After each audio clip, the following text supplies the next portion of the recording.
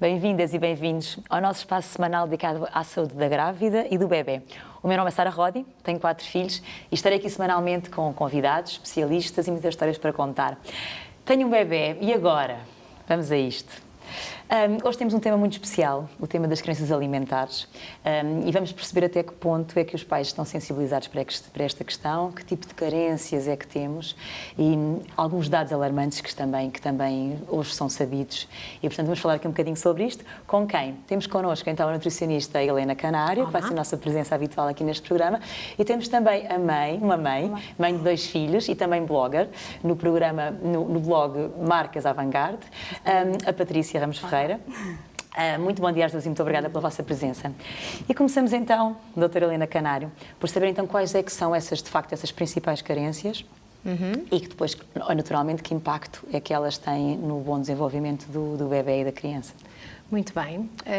Quando falamos de carências alimentares ou carências nutricionais, obviamente que nos preocupa, porque sabemos que se o desenvolvimento da criança é desejável que aconteça normalmente e de forma harmoniosa, se houver aqui uma interrupção, digamos, no fornecimento de determinado macronutriente ou micronutriente, isto pode impactar este desenvolvimento. Portanto, temos aqui um desenvolvimento que poderá ter um impacto negativo e sabemos que naquele período, e que nós falámos no anterior programa dos primeiros 1000 dias de vida, um impacto negativo durante este período muitas vezes pode ser irreversível.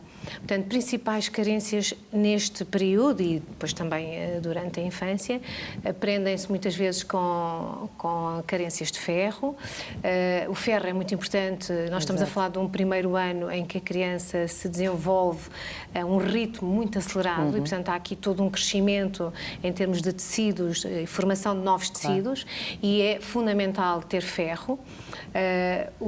A criança traz reservas quando nasce, portanto, e depois, obviamente, com o aleitamento materno, este ferro que a mãe garante ao bebê é também muito importante, embora o leite materno não tenha grande quantidade, tem uma qualidade extraordinária, é muito bem absorvido e, portanto, o bebê tem praticamente os primeiros 6 meses garantidos, não é? Agora, no momento em que começa a diversificação alimentar e que nós também falámos no anterior programa, é fundamental dar uma fonte de ferro para a criança continuar a ter, portanto, e a suprir as suas necessidades. Depois temos também a vitamina D, que também é extremamente importante para o desenvolvimento do esqueleto da criança. Poderíamos falar também, por exemplo, de carências de iodo. Exato, o iodo é fundamental agora. E que nós também sabemos que é uma grande preocupação nas nossas crianças e que tem a ver com o desenvolvimento e com a performance cognitiva das nossas crianças. Muitas vezes o facto das crianças fazerem também restrição em termos de lácteos, que é uma fonte de iodo, pode também levar aqui a um menor consumo. E depois, dentro das carências ou dentro das preocupações, temos também alguns excessos. Por exemplo, o facto das crianças consumirem nesta fase proteína em excesso pode ser prejudicial. As proteínas são fundamentais, são importantíssimos, são os tijolos, digamos assim, de sustentação do nosso esqueleto e da nossa formação e são muito importantes fornecer na qualidade certa à criança. Mas, de acordo com o leite materno, esta quantidade é pequena, Exato. A qualidade é muito boa. E, portanto, mais do que quantidade à criança, nós devemos fornecer proteína de qualidade. E não devemos oferecer, portanto, duplicação de fontes proteicas. Por exemplo, Exato. Se a criança já come carne, não oferecer carne em simultâneo com o ovo, ou não oferecer ovo em simultâneo com o peixe. Exato. Portanto, ter este cuidado, que muitas vezes é difícil. É o bitoque, não é verdade? Sim, são hábitos que nós trazemos, não é? Claro.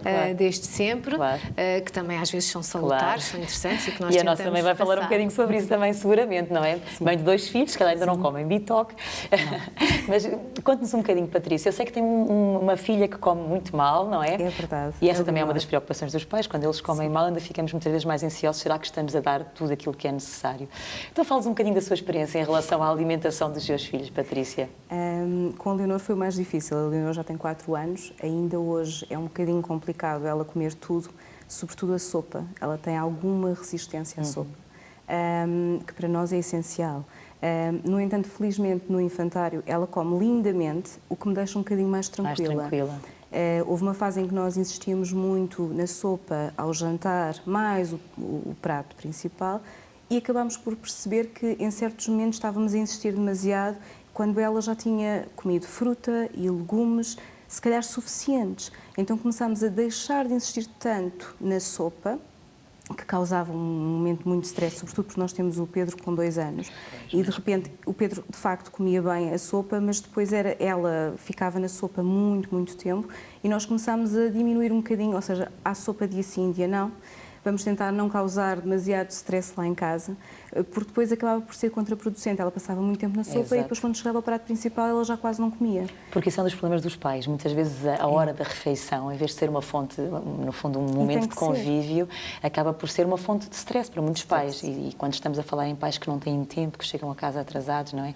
E esta também é uma das questões que, possivelmente, no nosso dia-a-dia, nós hoje em dia, com tudo aquilo que nos acontece à nossa volta, muitas vezes os pais têm falta de tempo para apostar na alimentação dos seus filhos. A Patrícia também possivelmente sente isto também no seu dia-a-dia e no dia-a-dia também dos amigos. Sim, e eu noto que cada vez mais as pessoas acabam por recorrer aos tablets, às televisões, a jogos, coisas que, ou seja, enquanto a criança está distraída a ver televisão, está a comer. Se apagamos a televisão, a criança deixa de comer.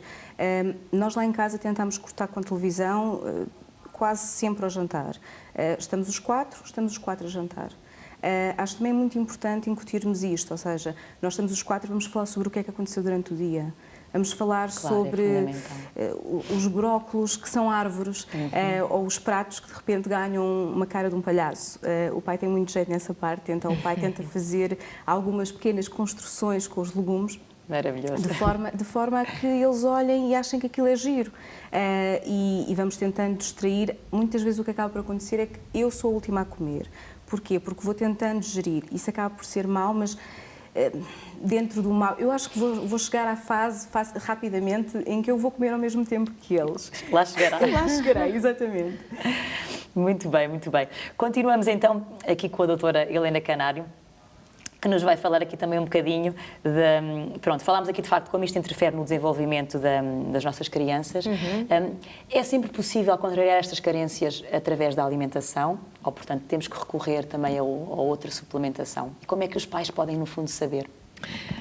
Na realidade, o desejável seria que sim, seria que através da alimentação se conseguisse colmatar e, portanto, isso conseguisse garantir, portanto, preencher todas as necessidades. A verdade é que muitas vezes carências deste género, de micronutrientes, por exemplo, são carências que não deixam transparecer logo sintomas e, portanto, muitas vezes quando se detectam já é em situações demasiado avançada. Exato. E, portanto, por vezes temos que recorrer naturalmente à suplementação, isto obviamente de acordo com uma supervisão médica e com um acompanhamento.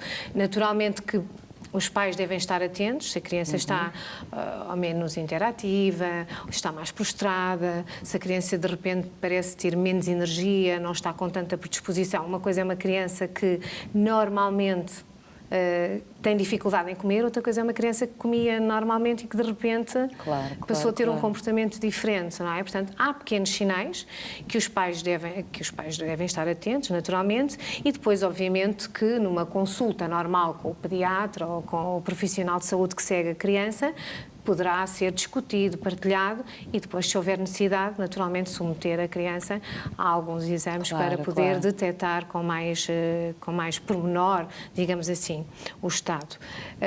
Mas, à partida, o desejável será, sem dúvida alguma, ter uma alimentação diversificada, variada, para permitir que tudo aquilo que é necessário ao nosso organismo seja veiculado através dos alimentos. Exatamente. E com isto fazemos aqui a ponte para o exterior, onde temos o Ricardo Bolim, que nos vai mostrar uma quinta muito especial, onde são produzidos produtos biológicos, Tiago Bolim, e vamos então conhecer esta quinta e depois também falar aqui um bocadinho sobre a questão do biológico e toda a diversidade alimentar. Até já. Nos dias de hoje é cada vez mais fácil ter o melhor do campo na sua casa e com os benefícios que só os produtos biológicos lhe podem oferecer. Estamos na Quinta do Arneiro, em Mafra, para perceber então todo o percurso desde que são semeados ou plantados até chegarem à sua mesa e que vantagens trazem para a sua família. A Luísa Almeida é a responsável aqui da Quinta do Arneiro. Luísa, o que é isto da Quinta do Arneiro? A Quinta do Arneiro é uma quinta, não é? Como o nome indica, onde produzimos vários hortícolas biológicos. Normalmente temos uma média de 20 e tal, 30 espécies diferentes. Neste momento estamos em época de transição, estamos numa época entre o inverno e a primavera, que é sempre uma época de escassez na horta. Mas pronto, estamos agora a começar a tratar e a começar a plantar tudo o que são culturas de verão. Portanto, fazemos muitas culturas diferentes, colhemos e entregamos em casa dos nossos clientes semanalmente. Então, e se eu lhe perguntasse, para me resumir, o que é que produzem aqui, o que é que me poderia dizer? Olha, nós produzimos só coisas de época, só produtos de época. Portanto, no inverno produzimos muitas couves, muitas folhas verdes, tudo o que é de inverno. E no verão, tudo o que é de verão, o tomate, a pepina, a courgette, o pimento, a berinjela. Agora começamos numa época mais variada, onde estamos a começar a plantar. Estamos a começar a plantar nesta estufa, já temos o tomate plantado. Depois há culturas todo o ano, como as alfaces, os espinafres, conseguimos ter todo o ano, as acelgas, o alho francês. O que nos interessa a nós é produzir tudo o que precisamos que chegue fresco à casa do cliente. Portanto, tudo o que são produtos da horta que é necessário chegarem muito frescos, somos nós que produzimos aqui. Tudo isto produzido de forma biológica, não é? Porquê? Porquê esta opção? Primeiro porque nós achamos que quando estamos a trabalhar na agricultura é muito importante ter a natureza como nossa parceira, achamos nós. Depois, pela saúde do planeta, não é? Quanto mais químicos usarmos, pior vai estar neste nosso mundo. E pela nossa saúde. Normalmente nós pomos isso em primeiro lugar, mas eu acho que temos que pensar um bocadinho no coletivo, se calhar primeiro e depois no individual. Normalmente não costumamos fazer isso. Claro que se nós fizermos isto tudo muito bem feito, vai-se refletir na nossa saúde, na nossa longevidade, na nossa maneira de nosso bem-estar. Portanto, só pode ser bom. Produtos biológicos. Como esta quinta, existem já diversas outras que nos fazem chegar os seus produtos à nossa casa. As próprias grandes superfícies também estão cada vez mais a apostar neste tipo de produtos, porque de facto o cliente também está mais exigente, não é? Este é o reflexo disso. Em todo o caso, também convém não entrar, no fundo, em fundamentalismos, não é verdade? Gostava também que nos falasse aqui um bocadinho sobre isto. Pronto, o biológico é bom, mas... Sim, é bom. É verdade que muitas vezes é difícil, especialmente nos grandes centros, nas grandes cidades, ter acesso a este tipo de produto. Hoje em dia, conforme vimos, e esta quinta é um exemplo disso, não é? É mais fácil de conseguir adquirir alguns destes alimentos. Efetivamente, eu costumo dizer muitas vezes, nas informações que faço, que os alimentos da época são sempre mais ricos nutricionalmente em nutrientes que o nosso organismo precisa para aquele momento.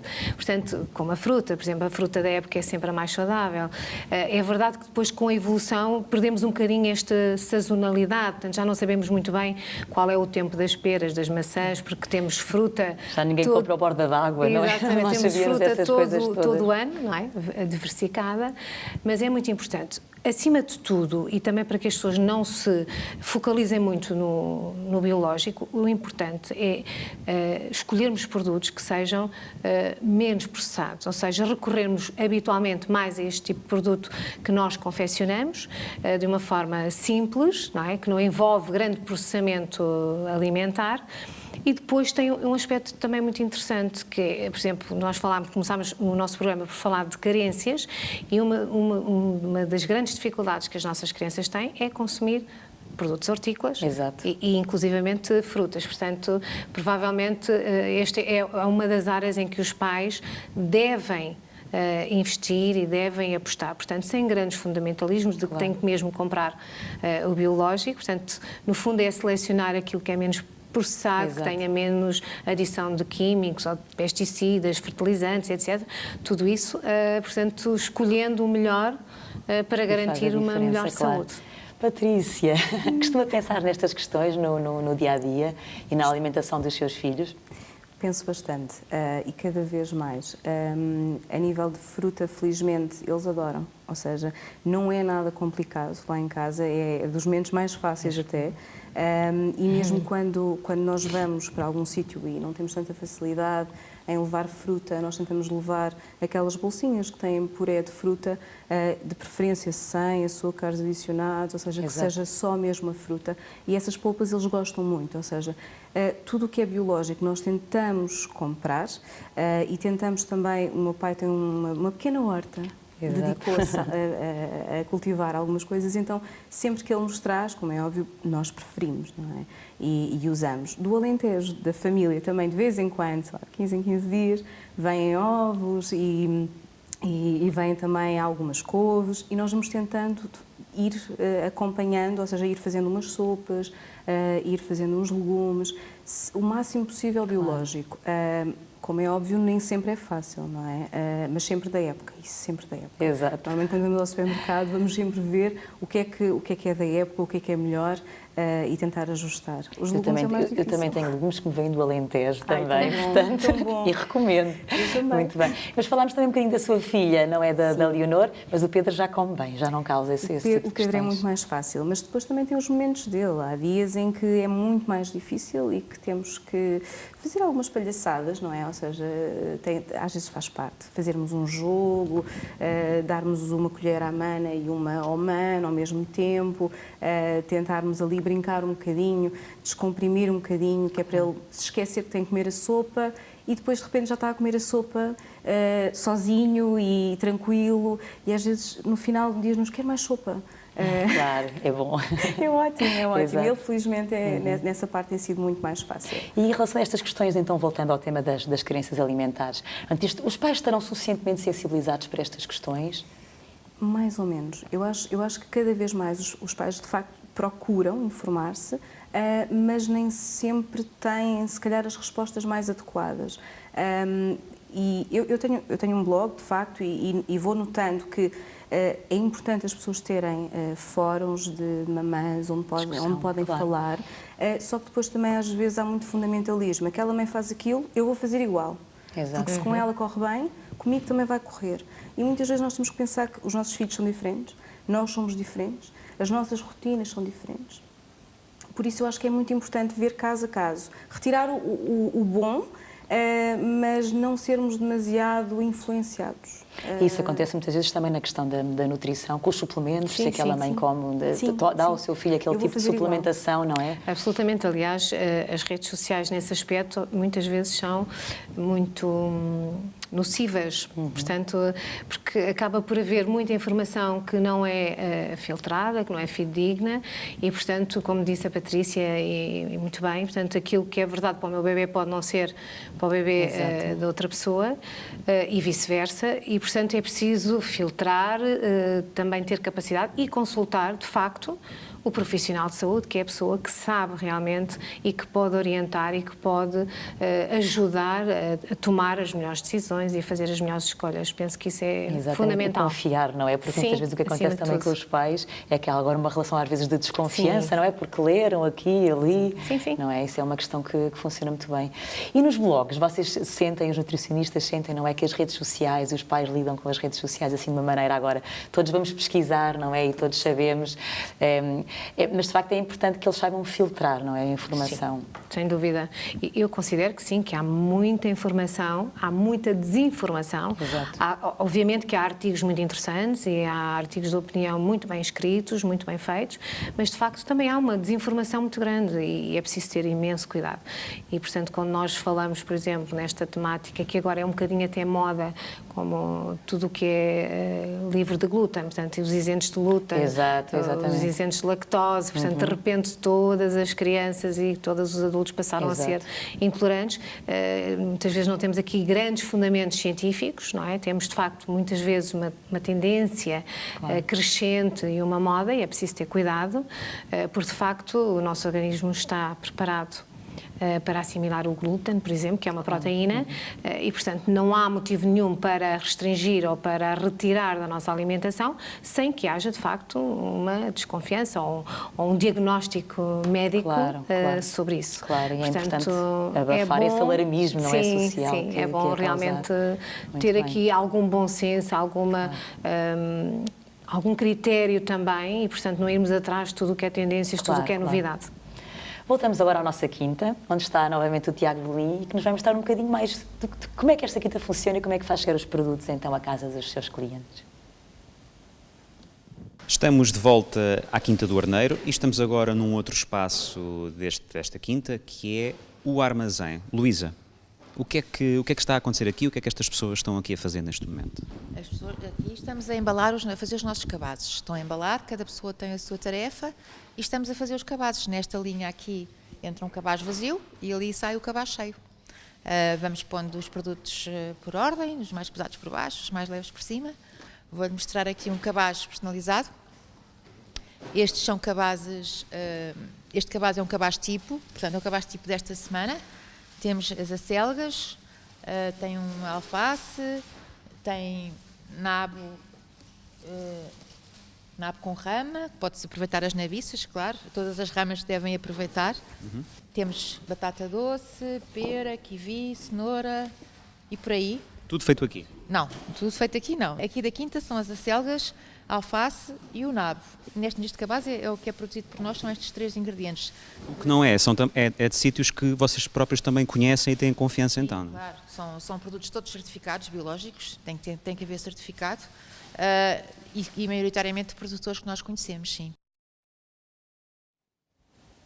Voltamos aqui ao nosso estúdio, onde temos aqui as nossas convidadas. Temos já pouco tempo de programa. Eu queria só perguntar à doutora Helena Canário, estas carências alimentares que estamos aqui a falar, elas sempre existiram?